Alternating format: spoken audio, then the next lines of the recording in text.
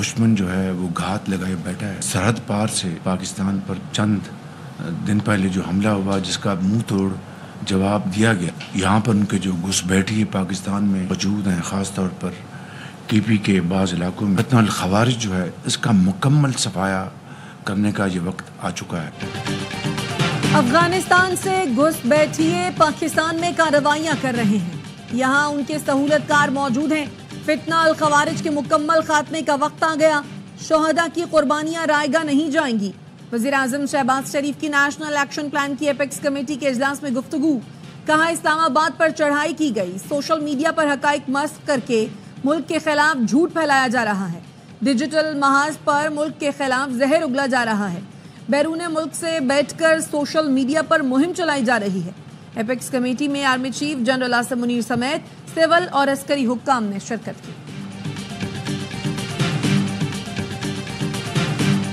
اوپر prime minister صاحب نے خود ہی یہ بات چھیڑ دی. بتایا جا رہا ہے کہ گولیاں چلی ہیں اور شہادتیں ہوئی ہیں، جبکہ حقیقت میں ایسا کچھ نہیں ہے. میں نے بڑے واضح طور پہ بات کی. ہمارے اس وقت 13 شہداء کنفرم ہے، 58 بندہ بلٹ انجرڈ ریکارڈ پہ ہے. اس کے علاوہ اور بھی کافی لوگ آئیں گے. 5 لوگ ہیں وہ اس وقت مسنگ ہیں. پریمپٹ کر رہے ہیں کہیں وہ لوگ بھی شہداء میں نہ ہوں.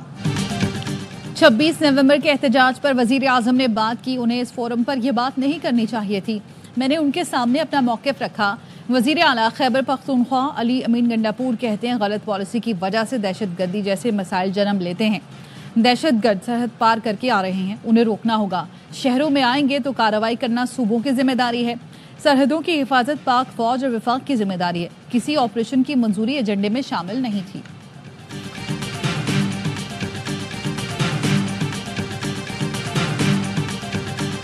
ایپیکس کمیٹی بھی بہت بڑا اعتراض ہے. جس سی ایم کے اوپر خود دہشت گردی اور انتہا پسندی کے پرچے ہوں اور قتل کے پرچے ہوں، وہ ایپیکس کمیٹی کو چیئر کر رہے اور بتا رہے کہ میں نمان کیسے قائم کر سکتا ہوں. وہاں پر لیڈر آف دی اپوزیشن کی بھی نمائندگی ہونی چاہیے تاکہ اپوزیشن لیڈر بتائے کہ تصویر کا دوسرا رخ کیا ہے. دہشت گردی کے مقدمے کا سامنا کرنے والا وزیر اعلیٰ صوبائی ایپیکس کمیٹی کی سربراہی کر رہا ہے. ایپیکس کمیٹی میں اپوزیشن لیڈر کی نمائندگی ہونی چاہیے جو تصویر کا دوسرا رخ بھی دکھائے. گورنر خیبر پختونخوا فیصل کریم کنڈی کہتے ہیں حکومت اور پی ٹی آئی کے مذاکرات پر خدشات ہیں. بانی P T I you turn لے لیں گے، انہیں این آر او نہیں مل سکتا. بانی کا فیصلہ عدالتوں نے کرنا ہے، حکومت کیا کسی شخصیت نے نہیں.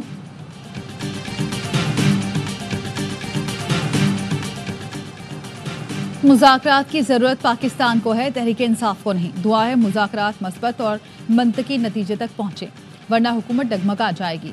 پی ٹی آئی رہنما شاہ محمود قریشی کہتے ہیں ہمارا کوئی مطالبہ ناجائز نہیں. سیاسی قیدیوں کو رہا کیا جائے. 1.5 سال سے ہم جیل میں ہیں، نہ ضمانت ملی نہ کیس شروع ہوا. قانون کے دائرے میں رہ کر سیاسی بے گناہ لوگوں کو رعایت ملنی چاہیے.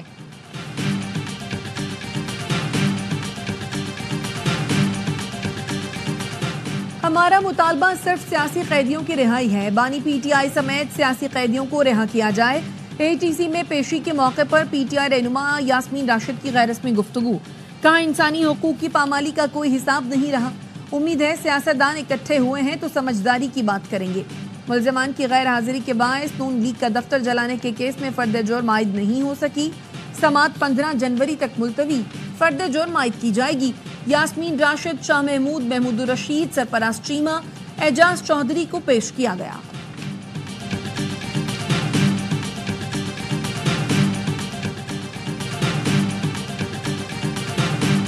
ایک پوائنٹ ہے ہمارے اسیران جس میں وزیر اعظم عمران خان صاحب ہیں، اس پہ شاہ محمود قریشی صاحب ہیں، اس پہ ڈاکٹر یاسمین راشد صاحبہ ہیں، اعجاز چودھری صاحب ہیں، میاں محمود الرشید صاحب ہیں، عمر چیمہ صاحب ہیں، حسان خان نیازی صاحب ہیں. لوگ ہمارے جیلوں میں ان کی رہائی. ہمارے 2 کمیشنز ہیں 9 مئی کے اور 26 نومبر کے. ٹیم ہے گورنمنٹ کی، ان کو بتایا. مذاکرات میں بانی P T I Shah Mahmood Qureshi اور دیگر قیدیوں کی رہائی ہمارا واضح بیانیہ ہے. دوسرا مطالبہ 9 مئی اور 26 نومبر پر جوڈیشل کمیشن ہے. اپوزیشن لیڈر عمر ایوب کہتے ہیں حکومتی ٹیم کو کہا ہے بانی سے ہماری ملاقات ہونی چاہیے. ملک احمد خان بھچر کا کہنا ہے بانی پی ٹی آئی ڈیل کر کے باہر نہیں آئیں گے. ہم مذاکرات میں اس لیے بیٹھے کہ ان کے پاس کوئی بہانہ نہ بچے. پنجاب میں ٹک ٹاکر حکومت 12 کروڑ عوام کو کنٹرول کر رہی ہے. مذاکرات سے قبل حکومت فسطائیت اور انتقامی کارروائیاں بند کرے.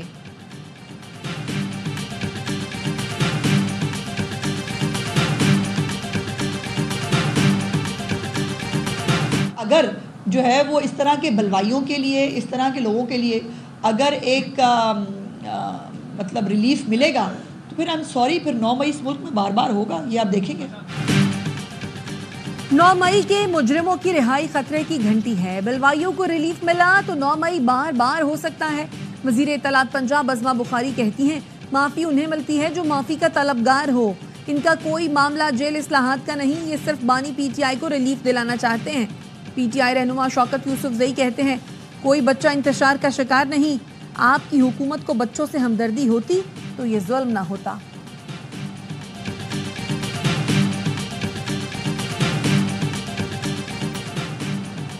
वजारत सेहत के साथ मिलकर बरसों से काम करने वाली 2 गैर रजिस्टर्ड बैनुल-अक़वामी एनजीओज़ को काम करने से रोक दिया।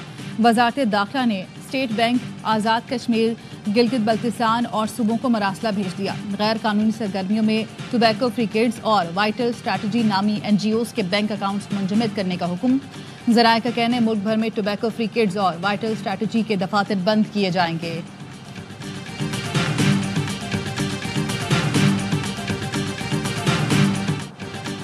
मुल्क भर में सर्दी की लहर, बालाई इलाके बर्फ से ढक गए। वादी स्वात में बर्फबारी, कालाम में 2 फीट बर्फ पड़ चुकी। स्कर्दू में बर्फबारी, मौसम मजीद सर्द, दर्जा हरारत -13 तक गिर गया। चित्राल में बर्फबारी ने वादी की खूबसूरती को 4 चांद लगा दिए। दीरबाला में बर्फबारी, बर्फ हटाकर लवारी टनल को ट्रैफिक के लिए बहाल कर दिया गया। बलोचिस्तान के इलाके चमन, कला अब्दुल्ला, जंगल पीर अली जई, गुलिस्तान में बारिश, तोबा चकजई, कान मेहतरजई में बर्फबारी।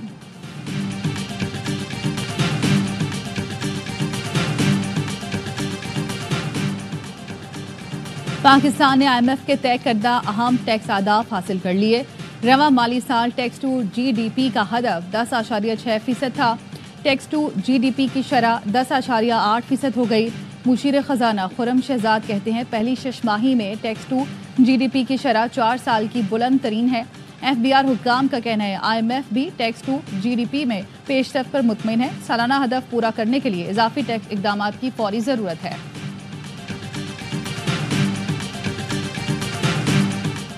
जुडिशल कमीशन इजलास 17 जनवरी को तलब। इस्लामाबाद और बलूचिस्तान हाई कोर्ट में एडिशनल जजेस की तयनातियों पर गौर होगा।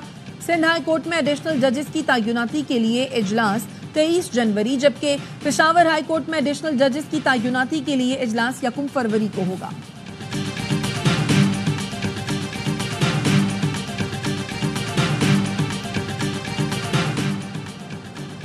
लीबिया यूनान कश्ती हादसात, FIA का इंसानी स्मगलर्स के खिलाफ क्रैकडाउन। 40 अफराद के नाम कंट्रोल लिस्ट में शामिल, गिरफ्तारियां भी जारी। इंतहाई मतलूब इंसानी स्मगलर समेत 6 मुल्जिमान गिरफ्तार। गिरफ्तार मुल्जिम खुरम शहजाद लीबिया में मौजूद बैनुल-अक़वामी एजेंटों का अहम कारिंदा है। मुल्जिम ने कमसिन बच्चे को कश्ती में यूरोप भिजवाने के लिए 10 लाख लिए थे।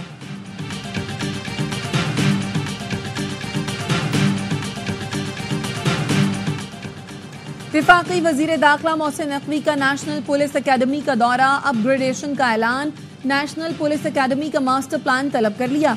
कहा, बैनुल-अक़वामी मयार के कंसल्टेंट से नया मास्टर प्लान तैयार कराया जाए। नेशनल पुलिस अकेडमी में मिलिट्री अकेडमी काकूल की तरह बेहतरीन ऑफिसर्स तैनात किए जाएंगे। पुलिस अकेडमी को यूनिवर्सिटी का दर्जा देने के लिए फिलफौर इक़दाम की हिदायत।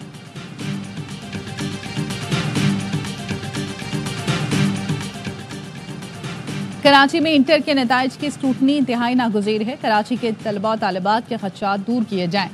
गवर्नर सिंध कामरान टिसोरी ने मुतालिका हुक्काम को हिदायत जारी कर दी। इंटर बोर्ड के चेयरमैन से रिपोर्ट तलब कर ली। कहा, तलबा तालिबात के खदशात दूर किए जाएं। इससे कबल भी कराची के तलबा खदशात का इजहार कर चुके।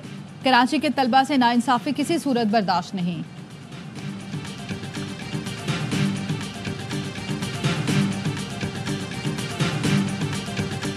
सिंध के सीनियर वजीर शर्जील मेमन ने रेड लाइन BRT में हायल रुकावटें जल्द खत्म करने की हिदायत कर दी।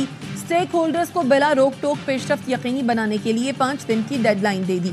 शर्जील मेमन का कहना है, रेड लाइन बस मंसूबे में मजीद ताखीर नाकाबिल कबूल है। हमें टाइम लाइन से पहले काम मुकम्मल करना होगा। 24 घंटे काम यकीनी बनाया जाए। रेड लाइन BRT कराची वालों के लिए अजाब बन चुकी। ग्रीन लाइन मंसूबा भी आज तक नामुकम्मल है। अमीर जमात इस्लामी कराची मोनम जफर कहते हैं, 2024 कराची के लिए बदतरीन साल रहा। शहर कायद माफिया के कंट्रोल में है। पीपल्स पार्टी की पुष्पनाही में कब्जे और जाली फाइलों का धंधा चल रहा है। انہوں نے 12 جنوری کو CVO پر غزہ مارچ کا اعلان بھی کیا۔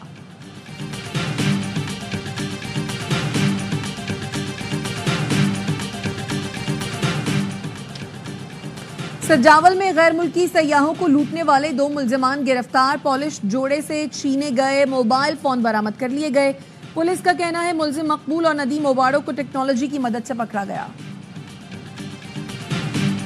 Pakistan will always remain a strong voice for peoples under foreign occupation and oppression for the realization of their right to self-determination. We are convinced that cooperative multilateralism with the UN at its core is the best way of tackling the multifaceted challenges of today.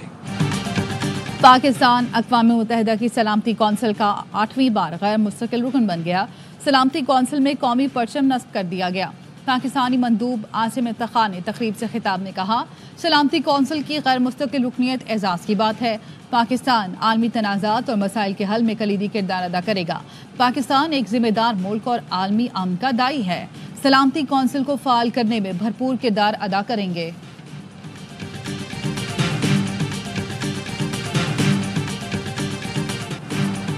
Gaza پر اسرائیل کی رات بھر بمباری، 24 گھنٹے میں 34 فضائی حملے، 90 فلسطینی شہید، 100 سے زائد زخمی ہو گئے۔ شمالی غزہ میں 40، جنوبی غزہ میں 50 فلسطینی شہید ہوئے۔ صہیونی فوج نے سیف زون میں خیموں پر بم برسائے، 5 بچے جان سے گئے۔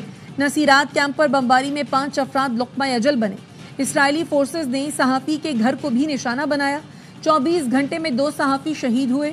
اسرائیل نے جنگ بندی کی خلاف ورزی کرتے ہوئے جنوبی لبنان میں بھی 3 مقامات پر بمباری کی۔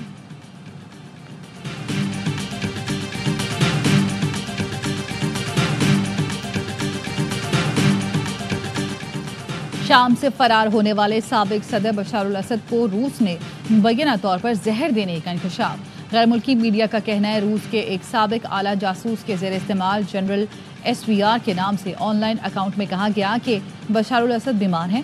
انہوں نے طبی امداد طلب کی، شدید کھانسی اور سانس لینے میں دشواری کی شکایت بھی کی، لیکن ابتدائی طبی امداد کے بعد ان کی حالت سنبھل گئی ہے۔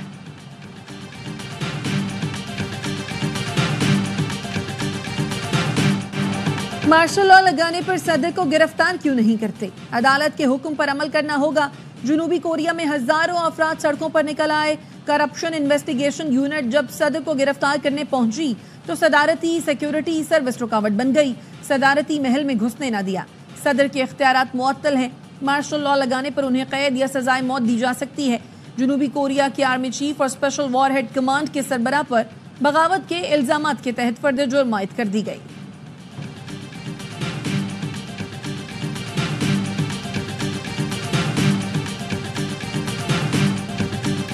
پاکستان اور جنوبی افریقہ دوسرے ٹیسٹ میں مد مقابل کیپ ٹاؤن میں جنوبی افریقہ کی ٹاس جیت کر پہلے بیٹنگ۔ قومی ٹیم میں ایک تبدیلی، نسیم شاہ کی جگہ میر حمزہ شامل۔ فیلڈنگ کے دوران سائم ایوب انجری کا شکار، پیر میں تکلیف کے باعث گراؤنڈ سے باہر چلے گئے۔ 2 میچز کی سیریز میں میزبان جنوبی افریقہ کو 1-0 کی برتری حاصل۔ میچ دیکھیں اے سپورٹس پر براہ راست۔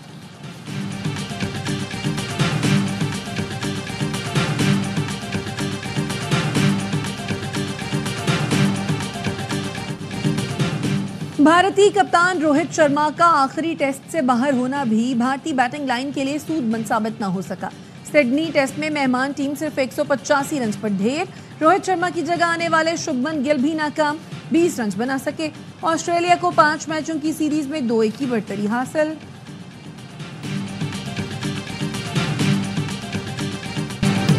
اور اداکارہ ہانیہ عامر نے یشما گل کی بہن کی شادی میں رنگ جما دیا۔ مہندی کی تقریب میں ڈانس کی ویڈیو سوشل میڈیا پر وائرل۔ یشما گل اور دنانی نے بھی ہانیہ کا خوب ساتھ نبھایا۔